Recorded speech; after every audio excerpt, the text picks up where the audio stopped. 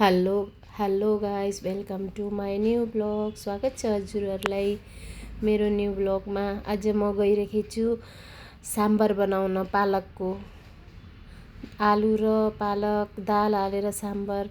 Friday ज्यादा जस्तो साम्बरै बन्छ हाम्रो यहाँ। अनि साम्बरको साथ मैले सोयाबिनको तरकारी पनि बनाएको थिएँ।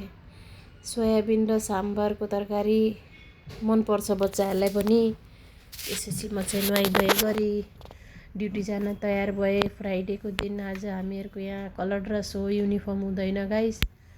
अब फटाफट ढिलो हुन्छ, मलाई जहिले पनि ढिलै भइहाल्छ बच्चाहरूलाई छोडेर। स्कुल छोड्नु पर्छ तिनीहरूलाई। स्कुल छोडिवरिकन यहाँ घरबाट अनि यहाँ पनि आउनुपर्छ। म्याडमको अब भने खानासाना बनाऊ, नुहाइधुवाइ गर्दा ढिलो भइहाल्छ गाइस। अनि म चाहिँ अब जाने बेला फेरि भोक लाग्यो, मलाई नास्ता खान मन लाग्यो। अनि मैले चाहिँ फेरि चिया र इडली बनाएको थिएँ आज।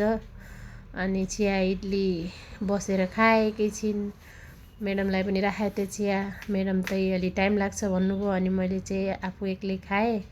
खाएर अब ड्युटी जानेतिर जान लाग्दा अब भगवान्को पूजा त भएको थिएन, म्याडमको टाइम लाग्ने भयो। अनि मैले चाहिँ ढोग गरेँ, बाहिरबाट ढोग गरेँ। किनभने शुक्रबार स्पेसली पूजा हुन्छ त। अनि सफाइ म्याडम आफै गर्नुहुन्छ। त्यसपछि गाइस म चाहिँ अब तल आएँ पार्किङमा आइसकेपछि कस्तो धुप थियो बाहिर, कति घाम लागेको थियो। अनि म त्यसपछि ड्युटी आउँदा ढिलो पनि भइसकेको थियो।